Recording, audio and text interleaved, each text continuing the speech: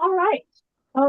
We had 91 people sign up to join us tonight. That's a really great number. And I'm so excited. And it's great to see some old friends on here. And I don't mean old friends, I mean longtime friends and some newer friends as well, because I'm seeing a few names in the chat that I don't necessarily know. And that's great. I'm thrilled to have all of you here. This is going to be so wonderful.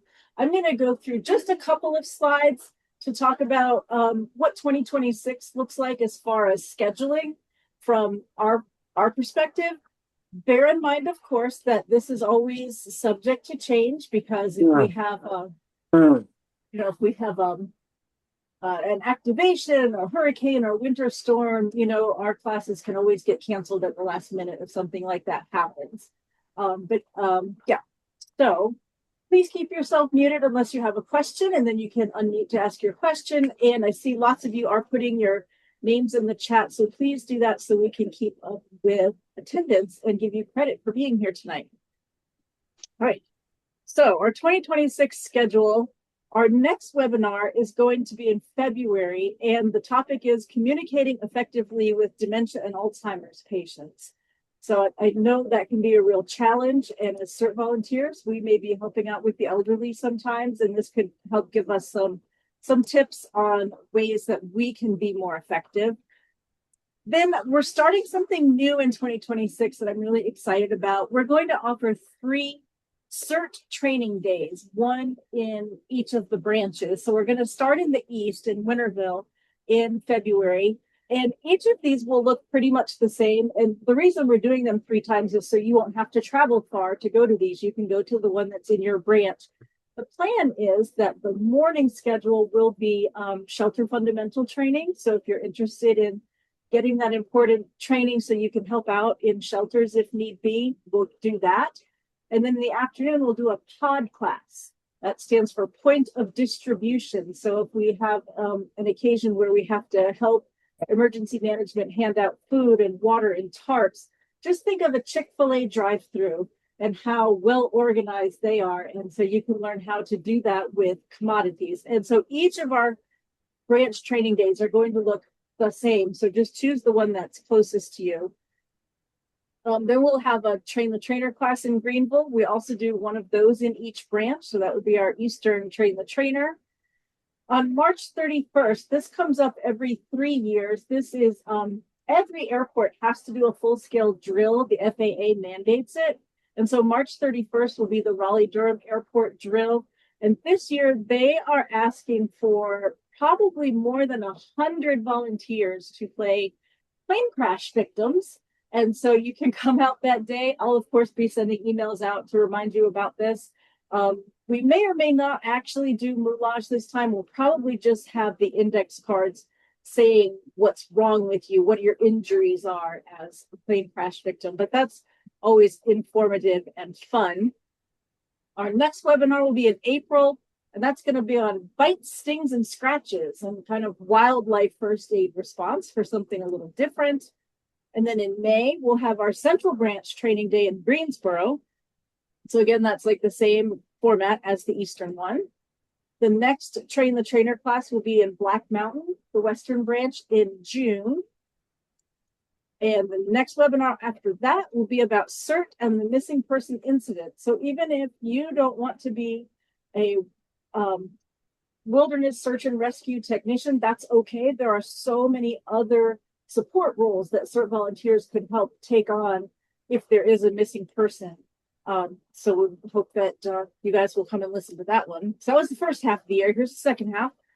We'll do our annual CERT program manager class in Raleigh in July. And then the National CERT Conference next year will be in Irvine, California.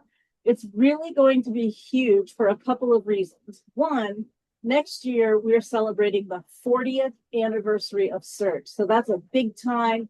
It's going to be a huge party. It's going to be wonderful.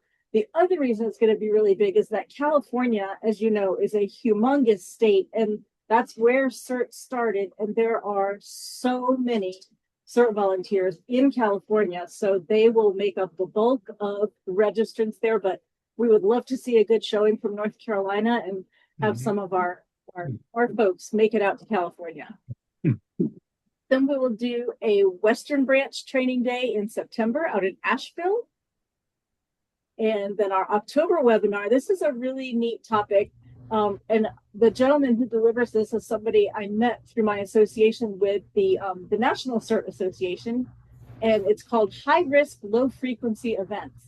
So it's kind of like what we do with REV-C, with the Radiological Emergency Volunteer Corps, like things that would be a really big deal, but the chance of them happening are pretty slim.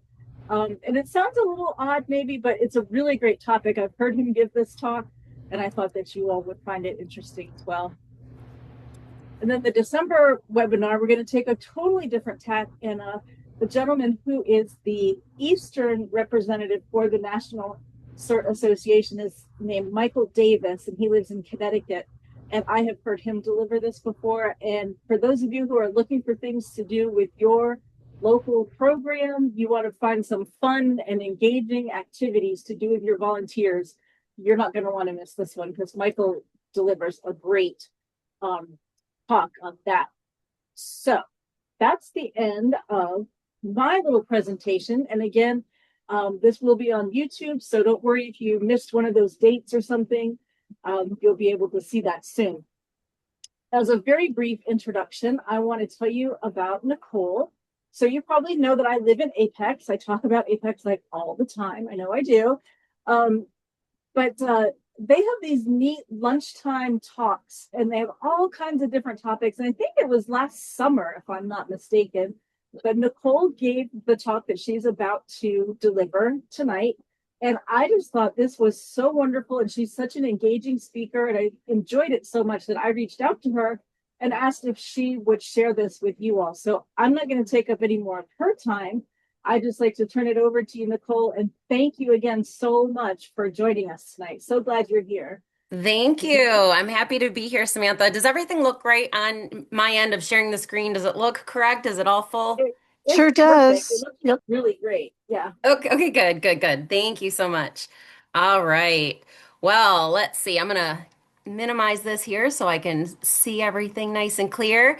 And Samantha's gonna be watching that chat for me as we're moving through. But I just want to welcome you all, community emergency response team members, to transforming conflict into collaboration. I'm excited to be here with you this evening and learn with you a little bit about myself. I started my career here in North Carolina as a Wake County public school teacher from 2005 to 2019. And then after that, I moved on to adult learning and performance management support with the North Carolina Department of Agriculture and Consumer Services.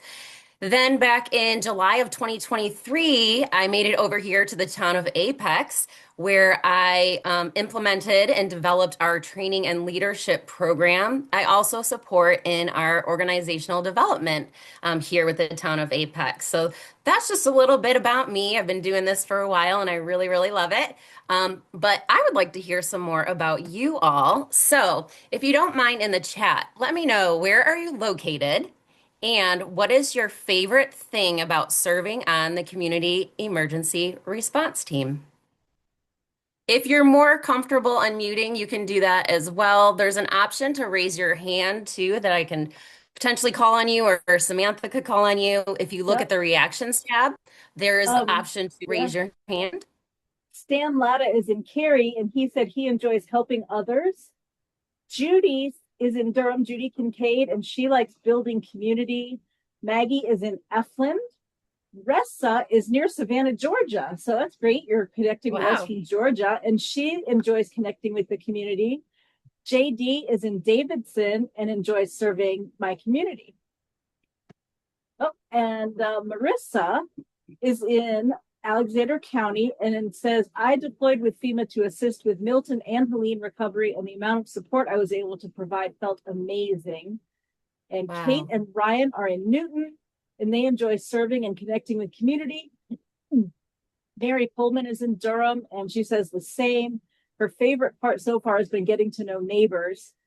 David says he likes building resilience, sorry, not resistance, with my neighbors and family. Wendy from Black Mountain said, CERT here gives me hope for the future as a community as we prepare for being ready in case another Helene occurs. Yeah. Keith in Morrisville enjoys giving back to the community. Peter in Black Mountain enjoys serving the community. Steve in Holly Springs likes giving back to the community. There's a theme So here. we're seeing a theme here, Yeah. right? Austin said that as well. Mark, well, it's going by so fast now. Mark likes to help neighbors. Eddie likes to train with groups and get to know different perspectives. Mm. Raymond loves search and rescue and all the training that goes with it. Ed likes being a servant leader and using the training life skills to help others. Yeah, I So think definitely a lot of definitely connections and there. themes that we're seeing Yeah, here. yeah. Thank you all for the work that you do and the service you provide for the residents of North Carolina. You are so, so very valuable. We're going to go ahead and get started, but if you haven't responded yet, go ahead and keep those coming into the chat there. All right. So, some of our learning objectives for today, we are going to learn to begin with the end in mind by developing our self-awareness in order to collaborate more effectively with others. We're going to develop strategies and tools for turning conflict into an opportunity for a win-win.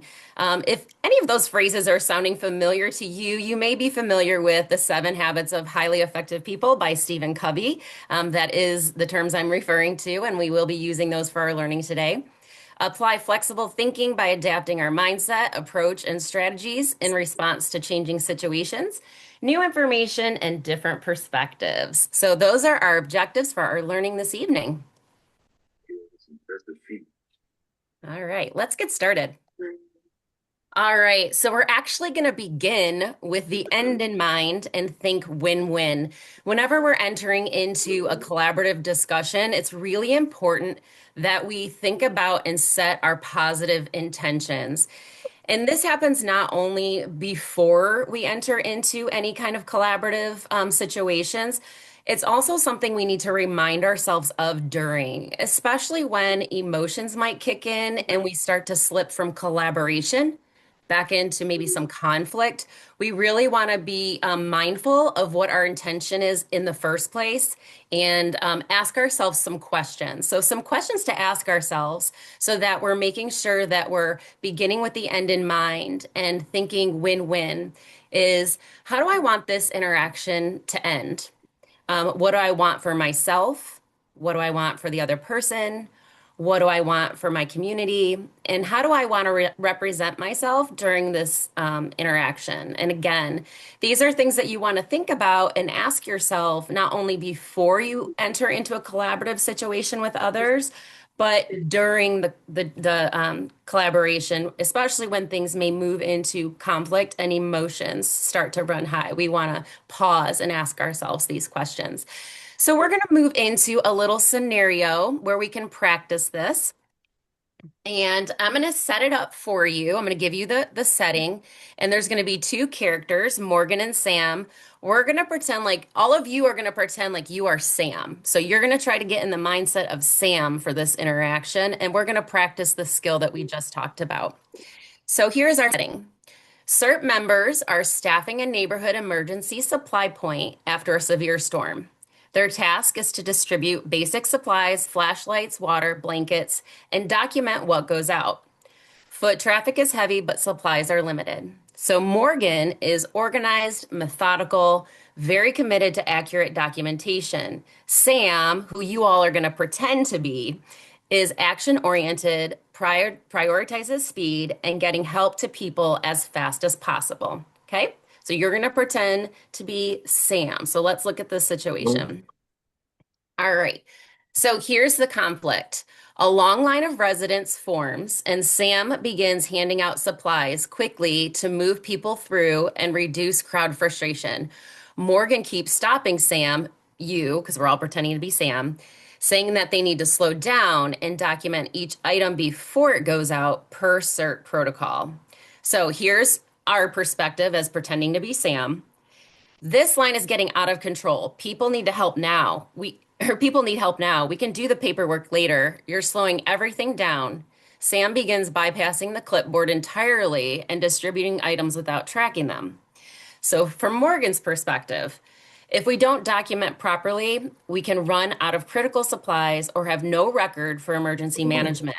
We have a process for a reason. We can't just ignore it. And Morgan starts taking supplies out of Sam's or our hands to log them, which only increases Sam's frustration. Okay, so let's just play pretend. If we are Sam in this situation, I'm going to invite you to either put this into chat or you could raise your hand and Samantha could call on you to respond. How would you want this interaction to end? What would you want for yourself in this situation? The other person, which would be Morgan, and the community members there. And how would you want to represent yourself during this interaction? You can answer all of these questions, any of these questions. What do you think? I'd love to Hmm. hear from you. Well, I heard somebody about to speak. Somebody have something to share? Wendy said, if I am Sam, I want Morgan to give it up and get the supplies out fast. Oh, okay. Is compression or expansion of the frequency as it changes relative to the viewer. So the ISS is moving above me at about 17,500 miles an hour. It will start with a more compressed signal, then get. Yeah, I don't think that was relevant. I was like, so- I'm not sure what that is. Raymond wants to accomplish both perspectives.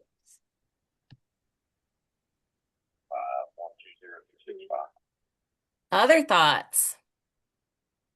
Maggie said, I would like for both persons' interests to be met. I want both parties to feel respected, and I want to represent myself as calm and collaborative. Ooh, I love that.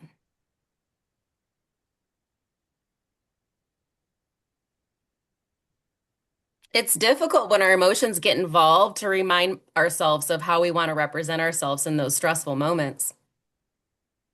Rick said, put two people on the line, one to keep track of handouts and the other to hand out the goods. Okay. So if they share the task, they can do them both.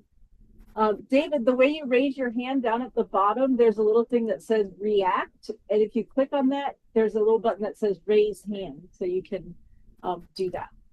Judy said, Morgan's function moves more slowly, so we need to figure out how to get help for Morgan so the speeds are in tandem. I see David Weinstein, you have your hand up. You can go ahead. I do. Okay. Can you hear me? Yeah. Oh, awesome. So what ran through my head is perhaps a little different, but I'm looking for scene safety first. And I'm saying, okay, do we have a potential riot on our hands that we need to hand the stuff out and forget about the protocol? Do we need to be kind of backing away ourselves? And is Sam getting a little frenetic? And do we need to look at what Sam is doing?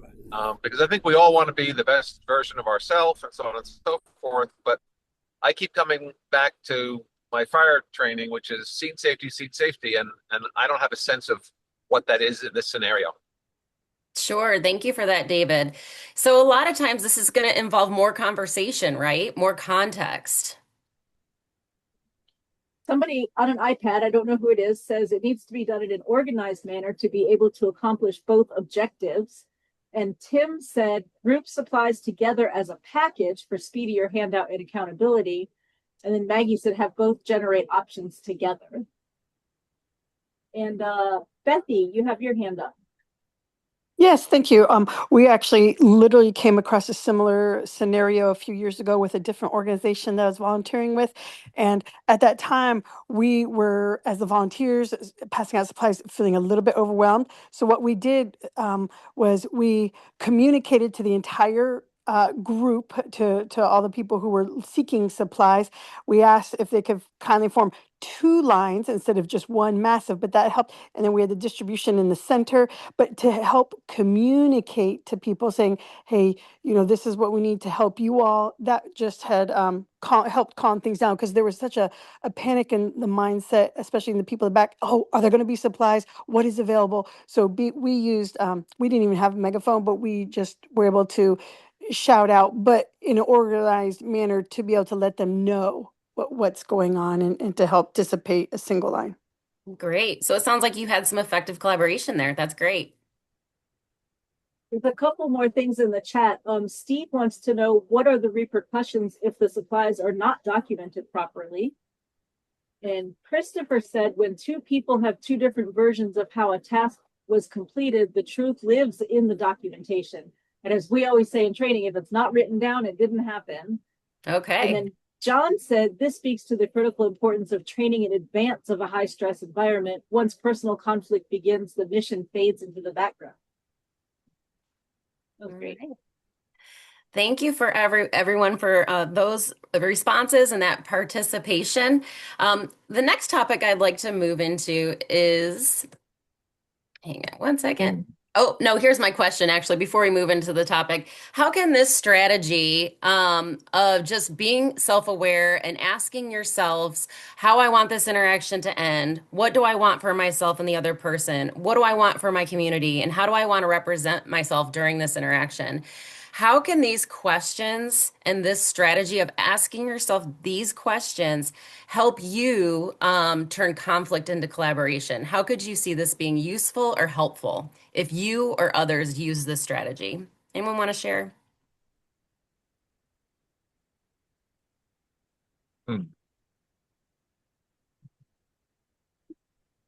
David, did you have something? You're square lit up. I guess Oh. especially think about what you all are often probably in some high stress situations. And so maybe you want to think about when things do get a little bit stressful and you might be at odds and moving away from collaboration and towards conflict. How could asking yourself some of these questions be helpful? Well, I'm going to give my opinion. No, I mean, Okay. I think I'm allowed to too. Yes, please. I think it could make you just step back and think for a minute, because when you're in the middle of everything happening at once and it gets chaotic, that's not a good place to think. And if you can just take a step back and say, okay, what do I want here? Then it will help you to in your own mental process. Like Mike said, it provides some breathing space. Yes, yes. Thank you. All right. And Judy says you want it to end in a way that all feel respected. That's right. Thank you for that, Judy. All right. So the truth is, everyone on this call, we all come to things differently because we've had different experiences. We handle our emotions differently. We have different personalities. We may have been raised differently or come from a different culture. So what happens is we're going to get the same facts and the same input a lot of times. We're going to see and we're going to hear the same things, but we can interpret things very differently, depending on kind of our background and our experience and the paradigms that we move through life with. So just to illustrate that point, we're going to have a little fun here. I want you to take a look at this image and I want you to come up with a story about what's happening in this picture. There's no right or wrong. It can be fun if you want to.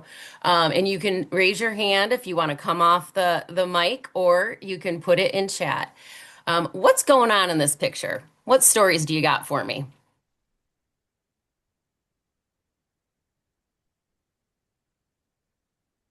Well, that's a fun test. I know. What do we think? What's happening in this picture? I assume we're in an airport, and I assume the people on the left are a couple, and the woman on the right might be their friend and might not, for starters. Thank you, Mary. Anyone else? Austin says it looks like some sort of travel delay. Could be an airport or a train station. Raymond says delayed flights. Yep. Bus station, delayed schedule from Mark and Sherry.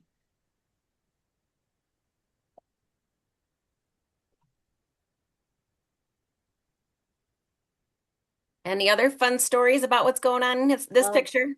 Maggie says flight is delayed. Woman on left is the guy's girlfriend, but he's bored with her and is hitting on another person. I love it. That's what I was hoping for. Let's have some fun stories here. What else is going on? Bobner says everyone is busy taking care of their business. Peter says no one is paying attention to their surroundings. This is true. Yep. Yeah. Any other fun stories?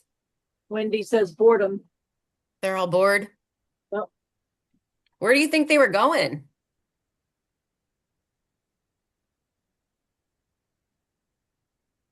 I think somewhere tropical. I don't know Somewhere why I think tropical? that. I just do. Austin says no one is talking to each other either. Maybe they're long lost enemies. Someplace sunny, judging from the hat. Oh, Lauren, go ahead. You have your hand up. Yeah, I think these guys, if you look at the hiking hat and stuff, I think that they're getting ready to go do some kind of a hike. And I'm not sure if the weather's warm or cold, but I think they missed their flight and they're sitting there waiting for that. And I think the person on the right, her boyfriend is out getting them Starbucks.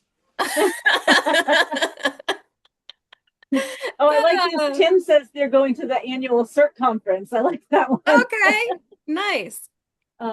Someplace sunny, judging from the hat and sunglasses. Somebody says backpacking trip for a Jordache commercial photo shoot. Nice. I like it. From Kate and Ryan, it's a college class trip, so no one is talking to each other. They're all on their devices. Yeah. Maybe they're going overseas. They're on their way home from safari.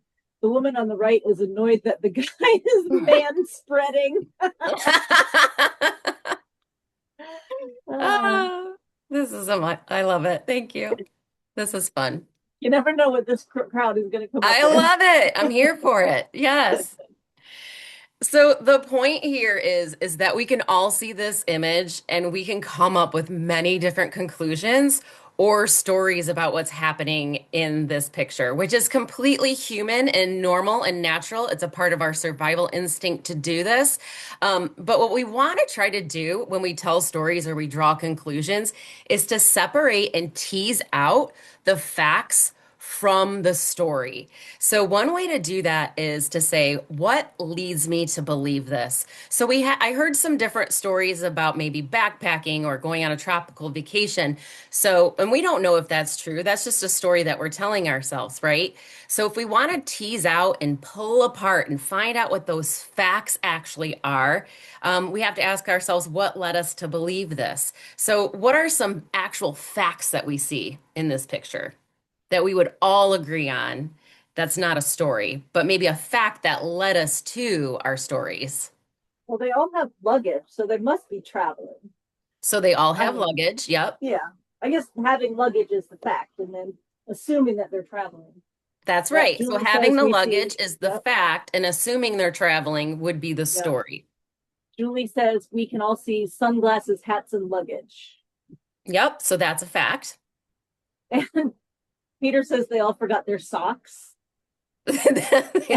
They all forgot their, or they chose not to wear socks today, Yep, right? yep. We're not seeing any It socks. says they're not paying attention. Rick says the internet is working.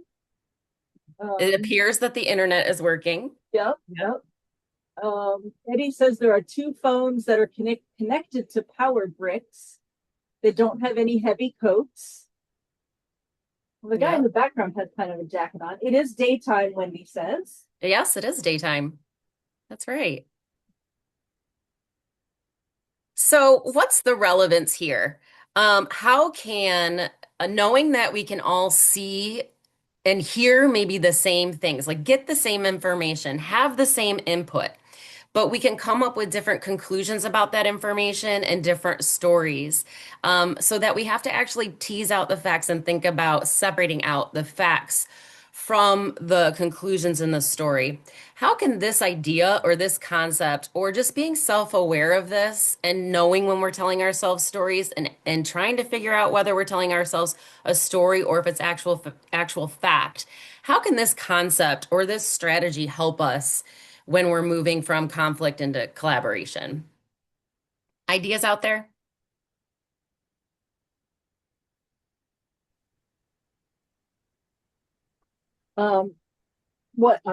Kali Charan, I'm sorry if I mispronounced your name, says removes confirmation bias.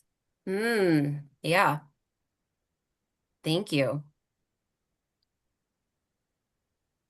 I think it is so easy to jump to conclusions when, like you said, we don't know what the actual facts are. Wendy says it helps to find areas of agreement.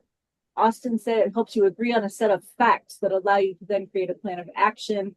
Keith says there's common ground to agree on. Mike said helps avoid premature conclusions. And Eddie said multiple viewpoints. Yes, yes. Wonderful. Thank you. All right. Well, keep comments coming in if you have them. So we want to be proactive in our prevention. We want to focus on the problem and not the person, and we want to watch for assumptions. And assumptions are similar to when we tell ourselves stories. And you may relate to some of this here. So, what story might someone tell themselves if they're in the middle of a conversation and the other person just goes silent?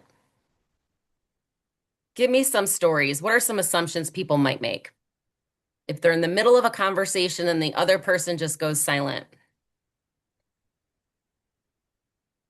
Maggie said the other person disagrees. Eddie said judgment. Kate and Ryan said they are mad.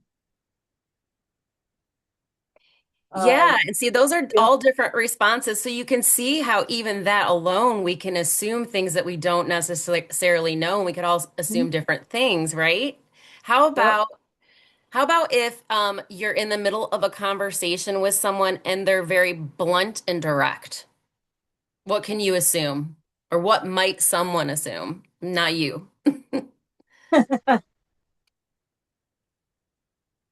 uh, Maybe they're on guard from Eddie. They're neurodivergent. They're busy, defensive. They're trying to intimidate, or they're busy. They need to go. They're autistic.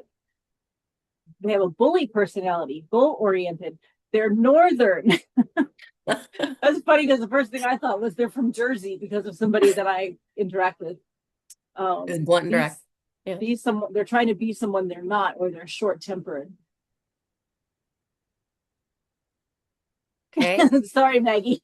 She says, I'm from Jersey. Maybe they're having a bad day. They're trying to get to the point. They're trying to be as direct as possible. I mean, look at that variety of Yeah, so responses. That's powerful. When you think about the variety that we just got, you can see why this can be so difficult, right? Here's one last one. This is email edition. So pretend, so what story might someone tell themselves if they got an email that just says, I sent you that last week with an exclamation point in an email? What might be the assumption here or stories here? they're angry, angry or angry, Yeah. frustrated. They think that you don't care because you haven't, answered them. They're impatient. Why don't you read your email? And it has that per my last email energy, self-centered. They think that you're lazy. They think that they're being efficient. Could the exclamation point just mean they're really excited about it? Yeah. Good.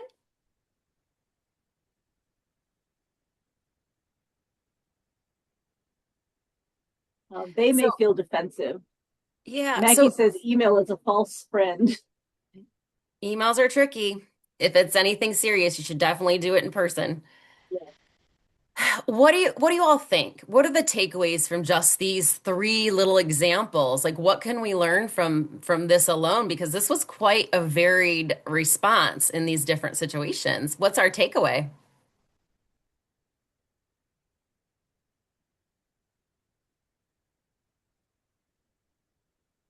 We don't know unless we ask. Yes. And Wendy says, don't assume another person's motives or emotions. Give them the benefit of the doubt and double check on assumptions. Everyone sees things from their own perspective. There are lots of possibilities and perspectives. And remember, it isn't about you. Right. Maggie said Hanlon's razor. I thought it was Mm. okay. Personal experience and personality influences behavior, and we all have different perspectives. Yep. Wonderful. Thank you so much. So, continuing this path of thinking about our thinking and self-awareness, metacognition is just a fancy word for that. Metacognition is a fancy word for paying attention to our thoughts, being self-aware, thinking about our thinking. So, why is this important? So, as humans, we often react based on the stories that we tell ourselves about what we see and we hear, which are the facts, when we're interacting with others. So information comes in to our senses, we see and we hear things. We will quickly tell ourselves a story without even knowing we're doing it most of the time. It happens so fast that we're not even really aware that we're drawing those conclusions or making those stories up. A lot of times we're judging why someone's doing something, for example. What's their intentions? Why are they saying that? Why are they doing that?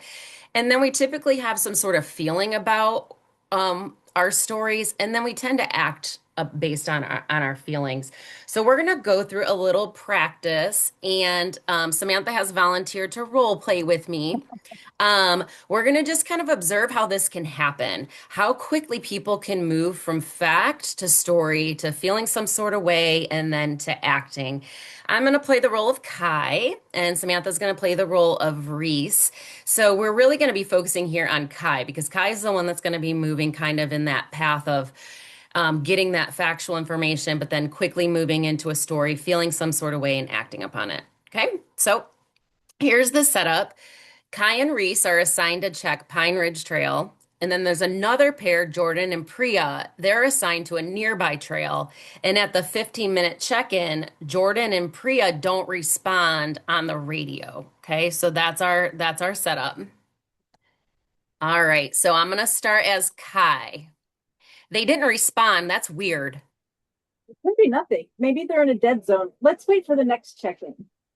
Kai nods, but is visibly uneasy. At the next check-in, Jordan and Priya still don't respond. Okay, something is wrong. They must be hurt. What if they fell? What if a tree came down on them? We don't know that. We only know they haven't checked in. So Kai begins pacing and gripping their radio tightly. All right, so I'm going to ask you all, what facts do we have so far?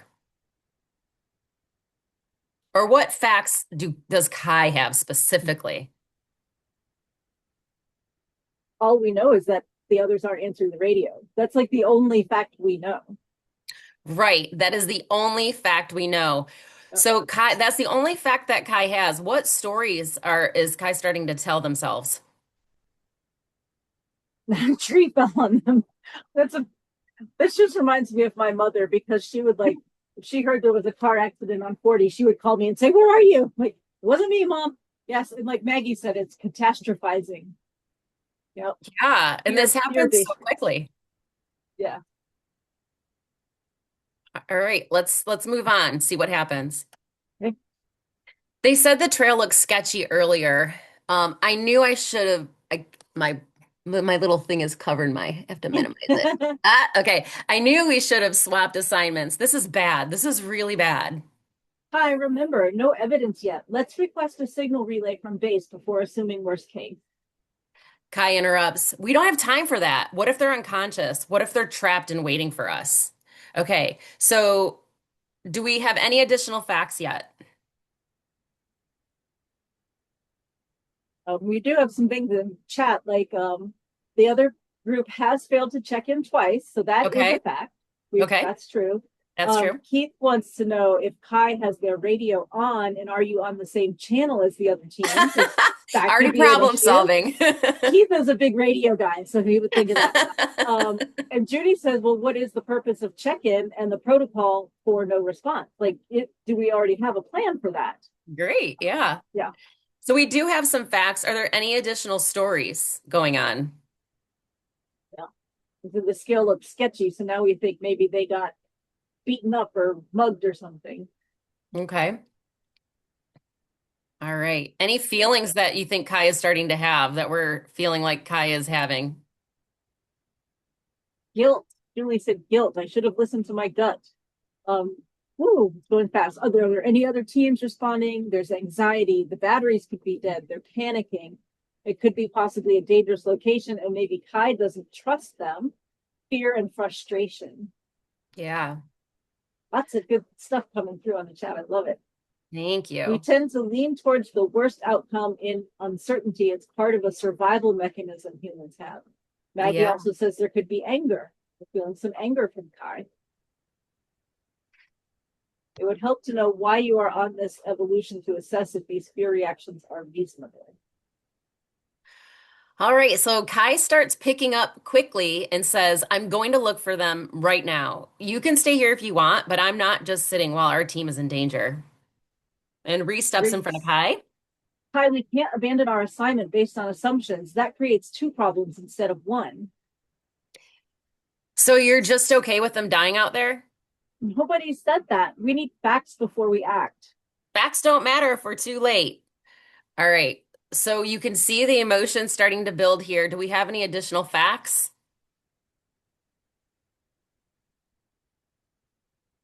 David said freelancing shows weak character and training that hasn't set in. Wendy Okay. says, no, we don't have any more facts. Okay. Recreates previous interaction, one protocol, one jumping to action. So yeah, so now you can see here, we actually went from facts to story to feelings, and now we have Kai starting to jump to action, right? Yep. Okay. So at that Classic horror moment, film, let's split up. at that Wendy moment, said classic horror film, let's split oh up. yes, right. At that moment, the radio crackles, and Jordan says, "Base, this is Team 2. Sorry for the missed check-ins. Radios were clipped to our packs and got switched off by a loose strap. Did anybody guess that one? We're safe and continuing our sweep." Kai freezes, embarrassed and relieved, and exhaling sharply. All right. So the I think key, I've lived that scenario before. yeah. Yeah. So the key takeaway here is really just that we do need to pay attention that as humans, we do take the facts, the things that we see and we hear, and we do often jump quickly to conclusions, whether we're aware of them or not, based on what we saw and what we heard. And then we start to feel some sort of way about that, and then we behave accordingly. So, how can we use this concept of just the awareness of knowing that we can tell ourselves stories, and that because of the stories we're telling ourselves, they'll make us feel some sort of way and kind of affect our behavior? How can this knowing and this strategy or this awareness help us when we want to turn conflict into collaboration? What do y'all think? Maggie mentioned the ladder of inference. Do you want to say more about that?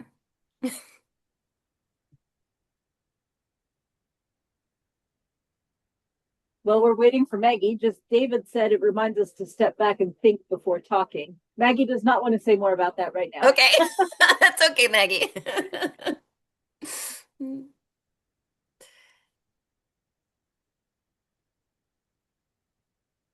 I think that if you keep reminding yourself of what facts do we know, it might help you it might help prevent you from catastrophizing, right? Because you're like, well, I don't know that a tree fell on them, and it turned out to be something so innocent, just their radio got switched off by mistake. Yeah. And I made this story kind of specific to what you all do, but you can use this concept in every portion of your life, right?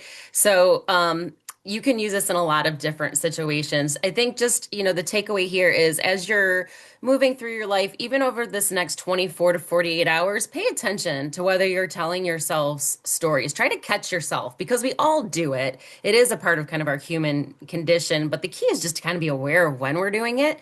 So just kind of pay attention over the next 24 to 48 hours to see if you're telling yourself a story versus whether it's actually a fact or not. It's just nice to have that awareness. All right. Any final thoughts about this topic? Lauren said Sergeant Joe Friday had it right. Just the facts, ma'am. From Dragnet. Peter says sometimes the best action is not to react. Yeah. It's hard to do when our emotions get involved. Yeah. Kate and Ryan said that they totally did that when their kids started driving. Oh. And Raymond said this conversation will be great to discuss in debrief.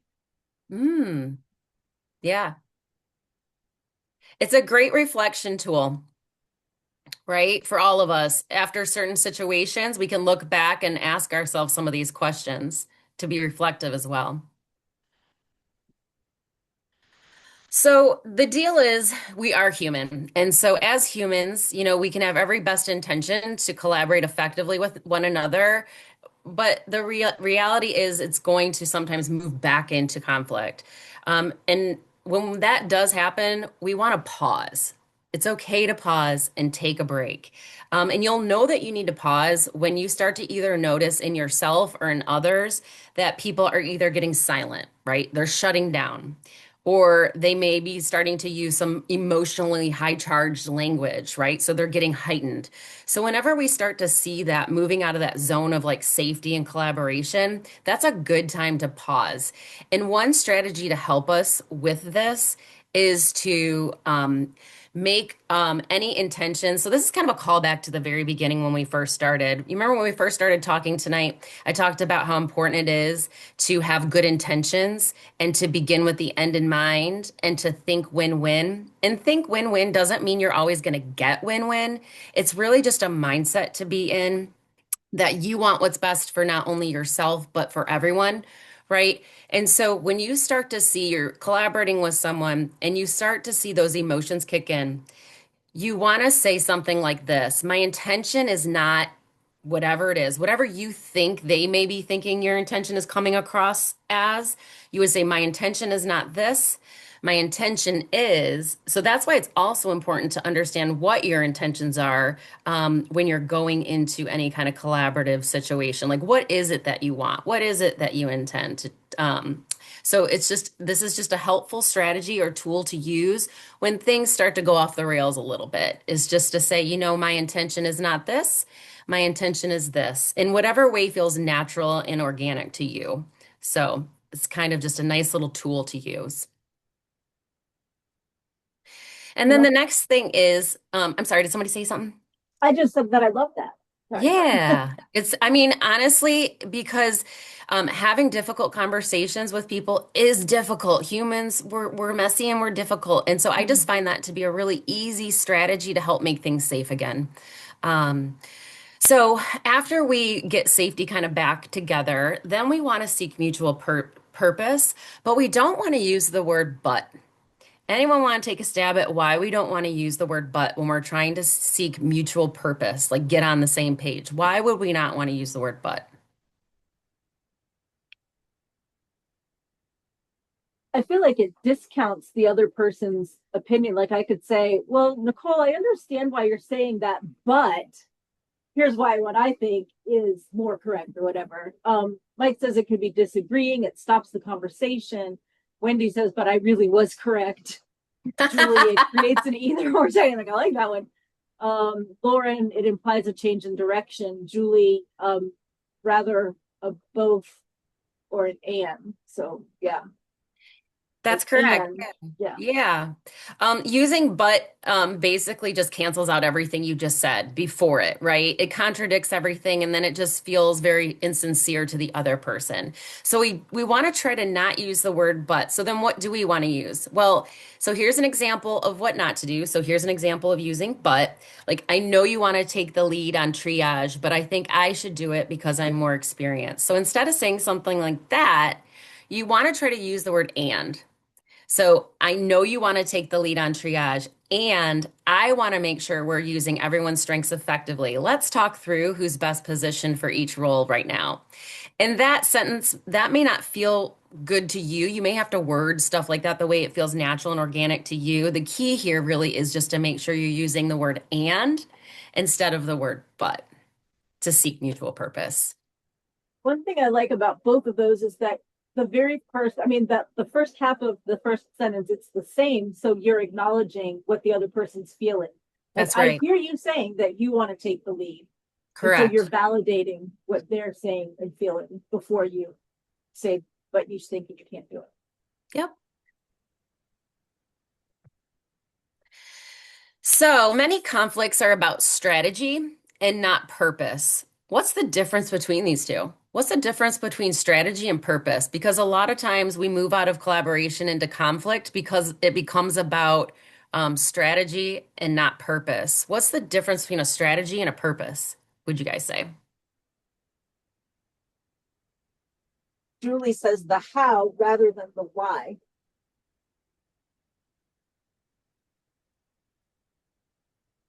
Yeah. So thinking about that, so if strategy about the how, right? So it's okay when you're at odds and you're trying to seek mutual purpose. Sometimes this is difficult for people to do, but sometimes the best thing to do is to pause and actually point out that you're at odds. And you can do it both clearly and candidly and respectfully. It doesn't need to be unkind. You can say it something like this: It seems like we're both digging in here. Can we pause and discuss what we can agree on that would benefit everyone involved? And so sometimes here you have to stop talking about the very specific thing that you're talking about that's creating the conflict and zoom out to a bigger picture topic that you can both agree on and start there, so that you can get back to a mutual purpose. Any thoughts about this or what we talked about so far? There were still more comments about strategy versus purpose. I'd love to hear it. Yeah. Purpose is more like a goal, and you can have a mutual goal but disagree on how to get there. Strategy is a way to get what I want to win for me, a means to an end. Purpose equals goal, strategy equals method, and purpose is reason, strategy is the plan. Thank you. Thank you for that engagement. All right. So how do we get to mutual purpose? We need to ask their purpose, right? We can't guess. We need to actually ask. So some ways to seek understanding of their purpose is to just go ahead and straight up ask, what's most important to you in this situation? Can you help me understand where you're coming from? And what outcome are you hoping to achieve? Let me ask you, if someone were to ask you these questions and you were maybe kind of in a little bit of a conflict, how would this make you feel if they asked you this?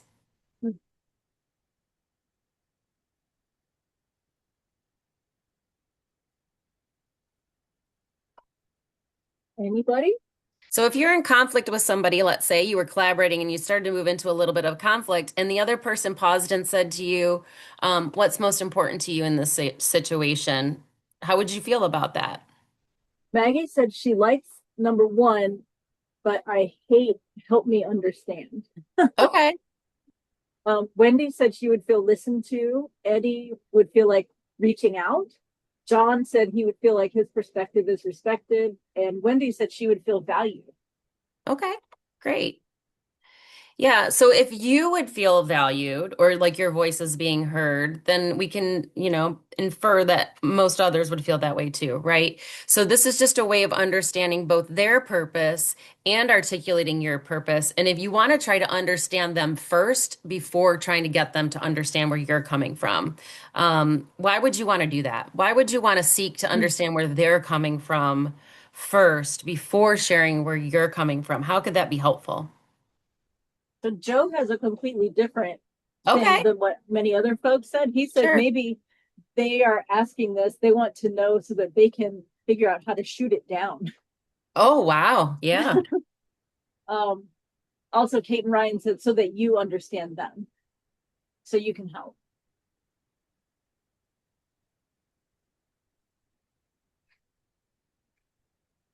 So once you know your purpose and you understand, so you have your where you want to get mutual purpose and where they want to get, then you want to try to combine the two again with the word and. So this is just an example. This has nothing to do with cert, but it's an example of what it could sound like. So I understand that you're concerned about the height of the new fence blocking sunlight in your garden.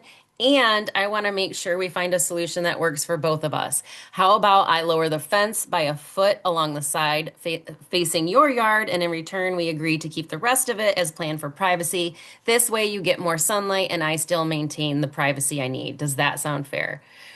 I mean, this sounds like a magical world, right? That this is the conclusion they came up with. But the point is that we take what their interests are, what their purpose is, ours, and try to collaborate together to find a common mutual purpose until it sounds fair for both parties. All right. And then lastly, it is okay to disagree with somebody and share your perspective. And for some people, this is hard to do, but it is possible to share when you disagree with someone politely. And you could just say something like, I see things differently. Do you mind if I share? Or, my experience is different than yours. May I share? How do we feel about this? I know for some people, this isn't a comfort to disagree with others, but how do we feel about this? Do we feel like we could do this? No comments yet? There we go. Oh, Maggie likes it. She said, I like that.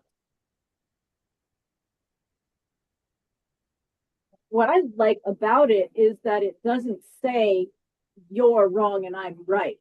It says, Mm-hmm. you know, I hear what you're saying, and that's not how I see it. Can I tell you what things look like from my perspective? I like that about this. All right. Well, we are getting very close to our time here. So I guess I just have one final question for you. What is one takeaway from our evening together that you feel like you could use moving forward to help you transform conflict into collaboration? Maybe what's one takeaway for you that you think you're going to keep in mind moving forward?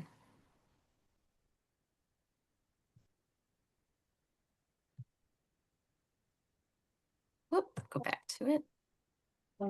David said, talk less, listen more. Okay.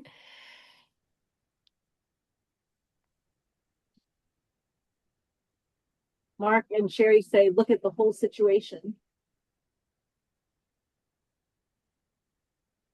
I think this is me talking now. One of my favorite slides, and well, Mike just said it now. I love the slide where you just have the giant pause symbol up Yeah. there.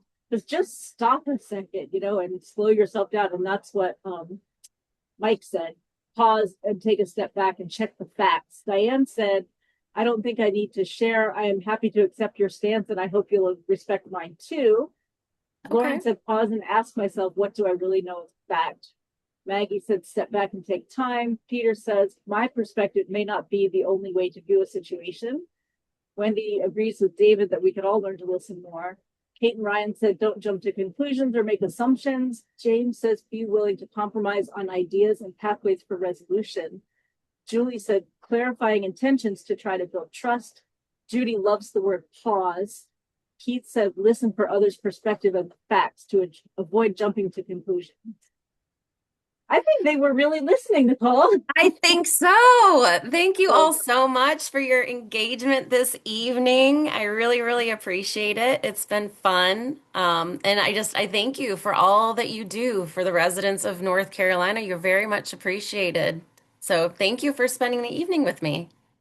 Oh gosh, Nicole, thank you so much. This was really great, and you're so engaging, and I especially love that you took this great presentation that I saw that you did for the town, and you made it so cert centric and things, scenarios and stuff that really we could all relate to, and that means a lot that you took the extra time to rework your presentation, and it was even better this time than the first time I heard it. You're getting a ton of thank yous, excellent comments. Thank you for an excellent presentation, excellent Thank training, you. and very interactive. Yeah, so I think everybody loved it as much as I did. So thank you so so, much. It's so been a much. pleasure. Thank you. Thank you. Yes, somebody's asking if there was a sign in. If James, I see that you're there. If you did not put your name in the chat at some point, go ahead and put your name in. I'll leave this up for another minute or two.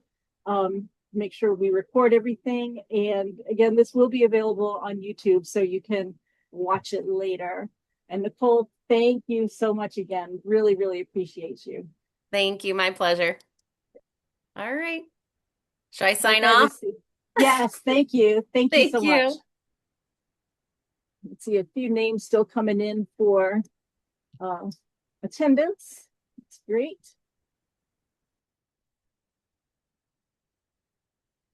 Alrighty.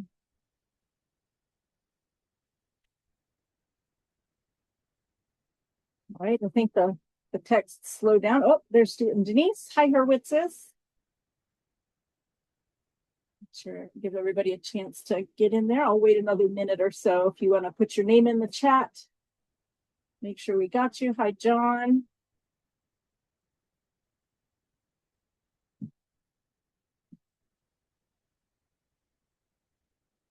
Is our friend from Georgia still on? I was just wondering how you found out about this from Georgia. I would just love to know. But I'm glad that you were here. Very cool.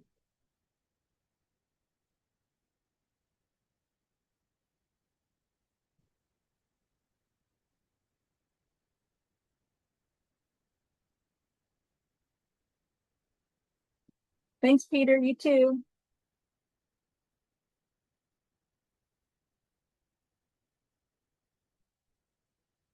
All right, I'm going to go ahead and stop recording.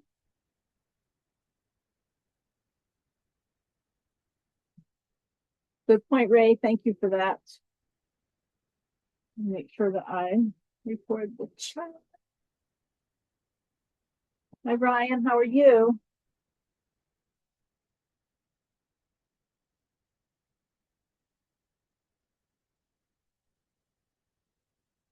I'm doing well. Thank you. Did you get any snow today?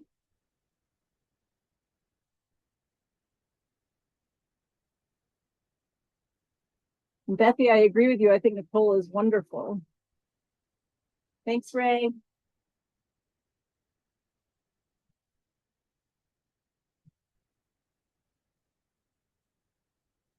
Thanks, Tony.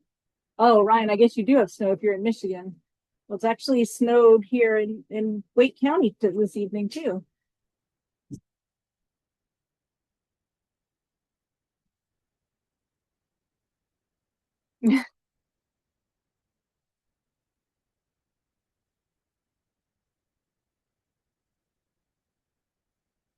All